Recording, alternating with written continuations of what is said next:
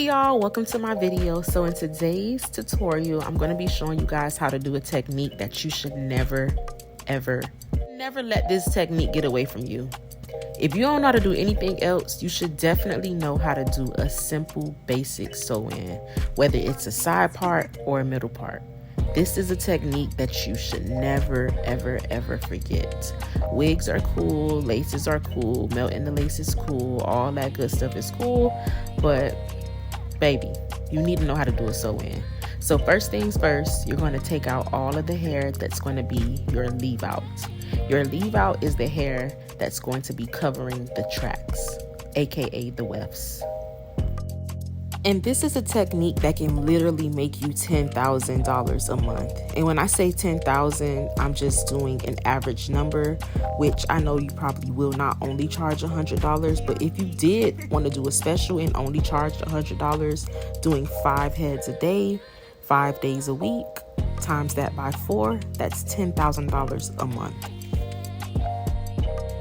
Once you braid down your leave out and get it out of the way, you can go ahead and start your foundation. There are so many different braid techniques and styles and patterns that you can use for your foundation, but in today's video, I'm going to do something that's really basic, really easy, because I love to make all of my tutorials beginner friendly, as you know.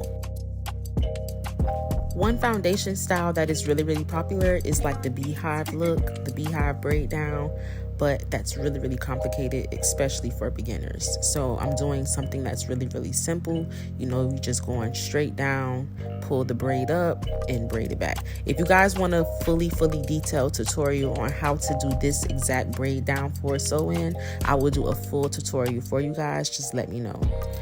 But after that, you're going to make sure you oil your client's scalp. Of course, in today's video, we're only using what? IAmErickaJ products, point blank period. After that, you want to go ahead and use a net. They have different nets, but the one that's my favorite personally is the one that stretches. I don't really like the traditional thick net that doesn't stretch because it gets really itchy. And if your customer has a sensitive scalp, that thick itchy material is going to make their sew-in super itchy. This soft mesh stretchy material is the best way to go.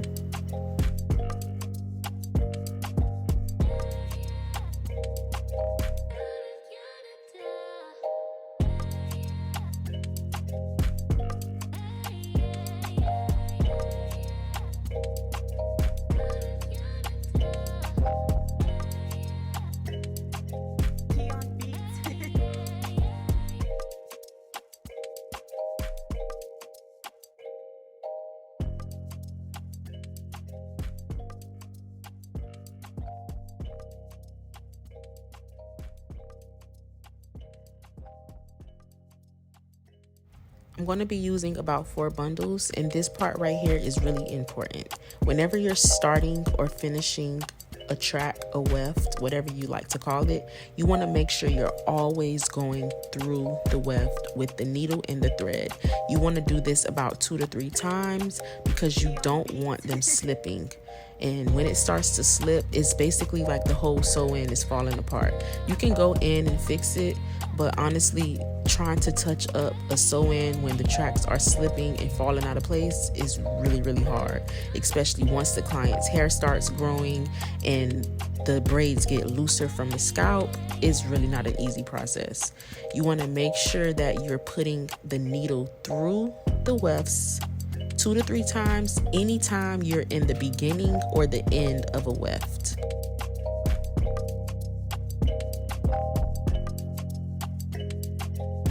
Like I said, you're only going to be putting the needle directly through the wefts when you're in the beginning and at the end. When I get to the end, I'm going to show you guys exactly what I mean by that.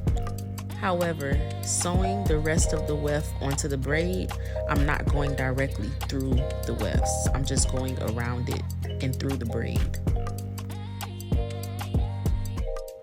Doing a sew-in is very much like art. Anything hair-wise is like art, but I want to let you guys know that I like to go underneath the wefts because when you pull the hair up or backwards in any direction, you're not going to be able to see the tracks.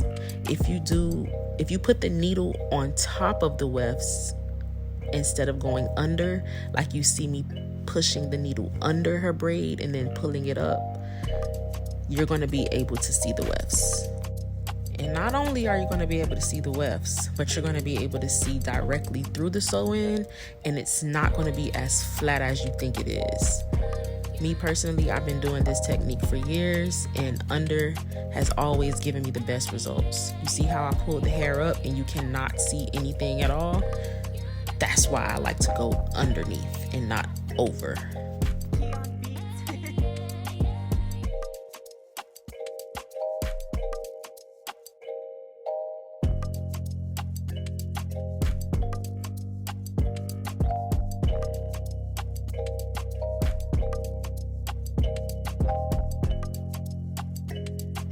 Remember when I said I was going to show you guys what I do when I get to the end of the weft? I'm going to take the needle and go on top instead of under. I'm going to go on top and put the needle directly through the wefts. Pay attention now. I'm going to put the needle right through the wefts, and I'm going to do that again 2 to 3 times. Then once I fold it over, it's going to fold over so seamlessly that it's not going to be bumpy, humpy, or any of that, and it's just going to flip right over instead of you having to cut your wefts all the way through the whole sew-in. After you put the needle and the thread directly through the wefts 2 to 3 times, you can go back and proceed to the under sewing method. Just keep doing that backwards and forwards from side to side, side to side. I'm going to show y'all what I do when I get to the front, because she does want a layered bang look. So we're going to lay the tracks a little bit differently in the front. So stay tuned for that.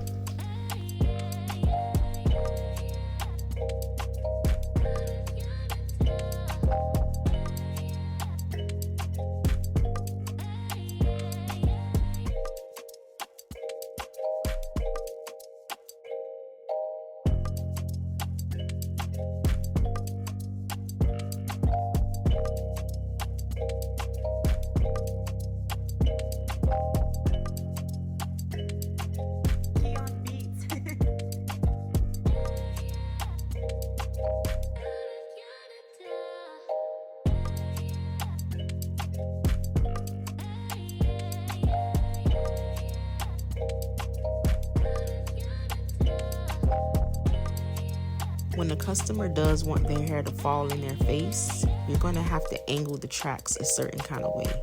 And like I said, no matter when you're beginning or ending a weft, you want to make sure you're putting the thread and the needle directly through it. Never forget this, because I promise you, if you try to go over the wefts and not through the wefts, the whole sew-in is going to fall apart. And doing a sew-in is not no 1, 2, 3, oh, I'm done in 30 minutes. This literally is an hourly process, like real deal, 2 to 4 hours. And if you're a beginner, it easily can take 6 hours or longer. Like, I'm not trying to exaggerate it, but when I was a beginner, it literally took me like 6 to 8 hours to do a full sew-in with the styling process and everything. I'm a perfectionist, so I like to make sure everything is laid correctly, and I do not like bumpy, humpy sew-ins, so I like to take my time.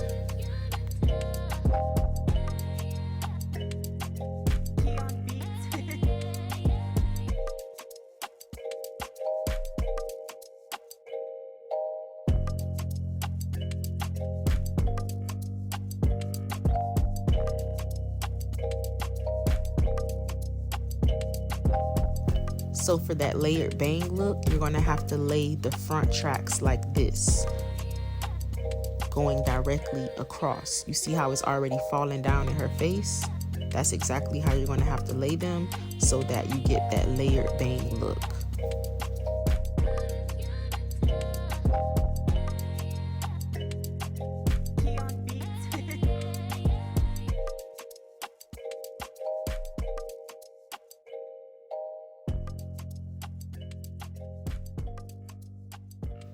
When I get to the top, unfortunately, some of the wefts I do have to cut because I don't like it to be humpy right there, especially not where the leave out is going to be.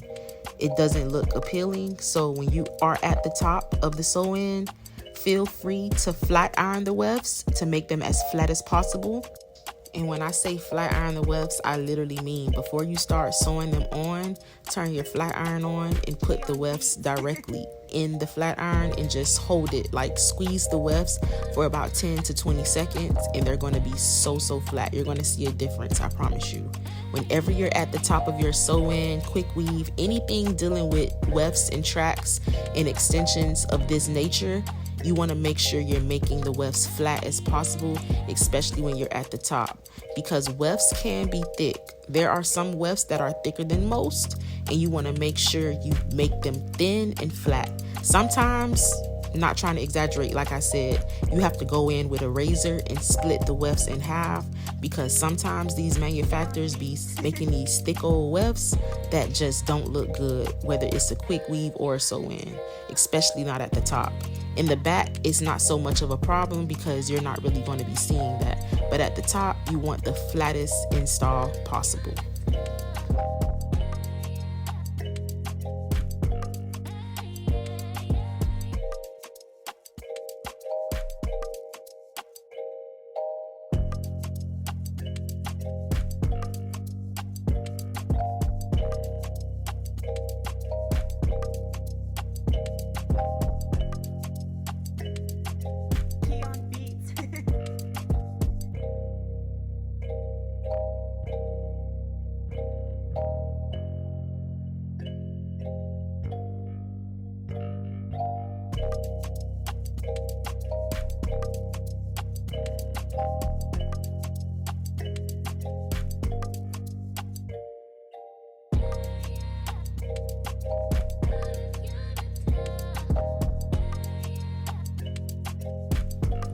That very last track that's going at the top, you're going to be sewing that with the over method, not under, because that under method isn't going to be very beneficial for this particular process. So you're going to go over on top and directly through the weft the whole way through. You're going through the weft the whole way through for that very last track. Don't forget that. Any other time, you're not going through the track the whole way through, just over it and through it. But at the very top, you're going to put the needle and thread through that weft all the way through. I went ahead and sprayed some Sleek Sheen heat protectant spray on her leave out, and I'm using the I'm using the hot comb to straighten out her hair. Then I'm going to go in with the flat iron after. She does want layers, like I said, so I'm going in and doing the layering process lightly, and then I'm going to start curling.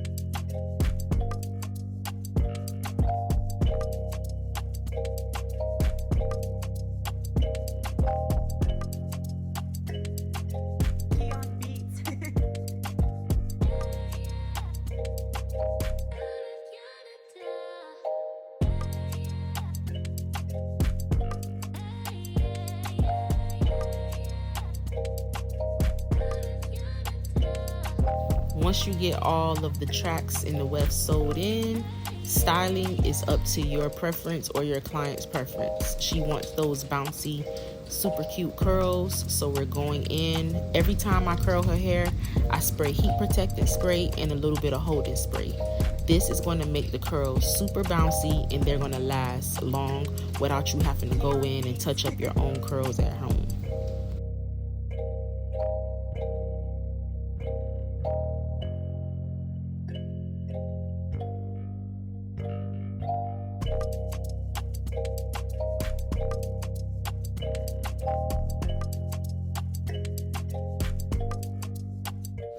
To blend the leave out, you want to make sure that you got it as flat as possible. You don't want to put too much heat on it, especially without using a heat protectant spray. So head over to ErickaJsProducts.com. The link will be in the description box, and you want to make sure you're using that on your client's hair to prevent them from heat damage. When you have a leave out, you will have to use heat on your hair, point blank period. But when you have a really good heat protectant, it's going to be perfect and it's going to look flawless. And I love this heat protectant spray because not only does it add a natural shine and it's protecting you from heat damage, but it also makes the curls super bouncy and luxurious without weighing all of the hair down. And instead of using a wax stick today to blend her leave out, I did use the holding spray from ErickaJ as well, and the rat tail thin comb to just blend the hair into the curls. It's really easy, it's soft, and it's natural. I hope y'all enjoyed this video, and I'll see y'all next time.